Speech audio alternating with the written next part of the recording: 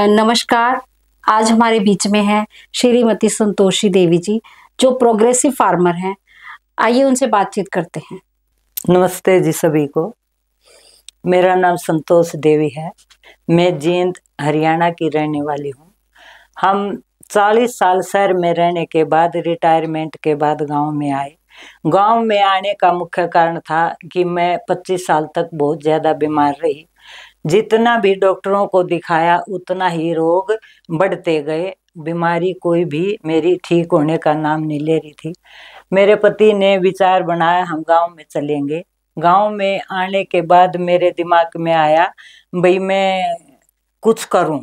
मैंने पंचगव्य का कोर्स आबाद मारकंडा से किया। भाई राजीव दीक्षित के प्रोग्रामों में मैं जाती थी, उनसे बहुत मैं प्रभावित थी और मैंने प्राकृतिक खेती करने का मन में संकल्प लिया।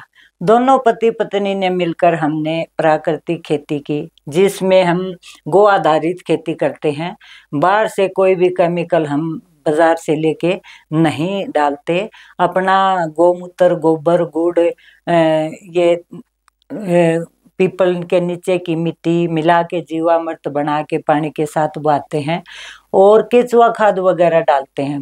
कीटनाशक दवाई भी अपनी घर पे ही बनाते हैं, कहीं बाहर से नहीं लेके आते।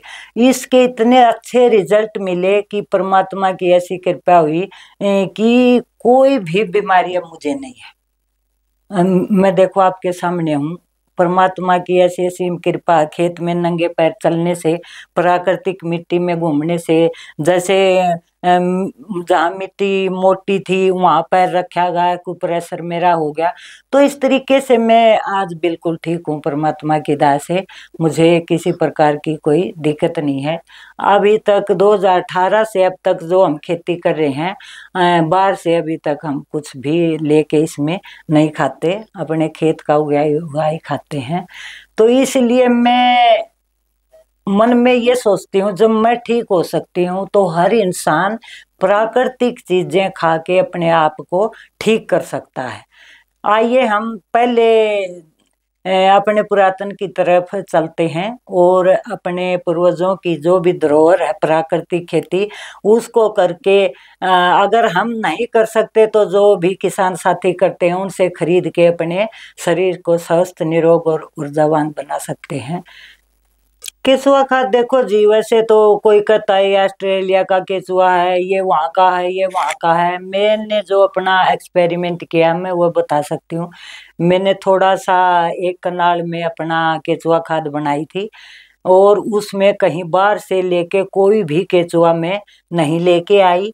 मैंने उसके अंदर जीवामृत डाला और सजीव अमृत बना के डाला। सजीव अमृत क्या है? जैसे गुड़, लस्सी और गोबर, इसको मिला के इस गोबर के ऊपर छिड़काव किया और उसी से मेरे अपने प्राकृतिक केचुए, उसी जगह के केचुए जो कि उस जलवायु में, उसी मिट्टी में पैदा हुए, वही ज्यादा इस पर प्रभाव डाल सकते हैं।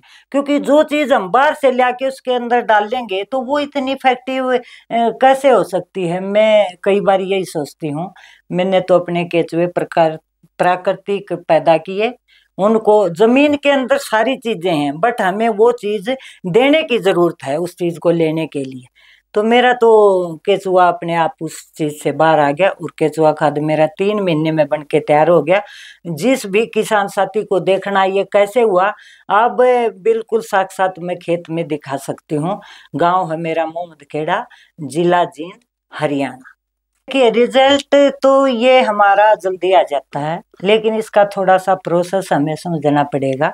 जैसे जब हम शुरुआत में केमिकल से प्राकृतिक की तरफ जाते हैं, शुरुआत में हमें मिक्स अनाज बोना चाहिए। मिक्स अनाज 3 महीने में उसमें तैयार हो जाता है और उसको उसी के अंदर मल्चिंग कर दें हम। वो जब इतना हो जाता है हमारा 3 महीने के अंदर, उसको उसी के अंदर बा देते हैं और उसमें पानी डाल दे देते हैं अच्छे से, तो उसी के अंदर मल्चिंग हो जाता है। मल्चिंग होने के बाद वो उसका भूमि का कार्बन इतना बढ़ जाता है, तो वो अपने आप में सारी चीजें उगाने में हमारी जमीन केमिकल की बजाय प्राकृतिक चीजें उगाने में समर्थ है। और पहले साल हम मानते हैं थोड़ा सा फर्क पड़ता है, क्योंकि कोई चीज हमारे जीव को टेस्ट लगा हुआ है, यदि हम दूसरी चीज खाएंगे तो उससे थोड़ा सा फर्क पड़ता है, लेकिन वही हमें इसका रेट ठीक मिल जाता है। तो बात बराबर है, कान हम ऐसे पकड़े ऐसे पकड़े पकड़े तो कान गया। तो इसलिए भूमि को उसकी चीजें दो और भूमि से हमारे लिए वो चीजें। भाई आप ये देखो, 6 महीने में आप फसल तैयार करते हो, फिर परिवार में किसी को पेट दर्द हो गया, किसी को सर्वाइकल हो गया, किसी को कमर दर्द हो गया, इस तरह की परेशानी देखो हर घर में है। तो हम दवाई लेने जाते हैं, डॉक्टर हमसे मनचाहे पैसे वसूलते हैं, और उधर से हम केमिकल से ज्यादा पैदावार ले रहे हैं तो हम उधर डॉक्टरों को दे रहे हैं। बात तो बराबर है, सीधा सा बिल्कुल ये सवाल का जवाब है। यदि हम यही चीजें प्राकृतिक उगाएंगे तो हम निरोग रह के वही वही पैसे हम उधर बचा लेंगे। बहुत बहुत धन्यवाद जी। आपके चैनल के माध्यम से मैं सभी को हार्दिक शुभकामनाएं देती हूँ और प्रार्थना करती हूँ कि आप मेरी बातों पे अमल करके प्रकृति की तरफ मुड़ने का विचार जरूर बनाएंगे। जय जवान जय किसान। ओम।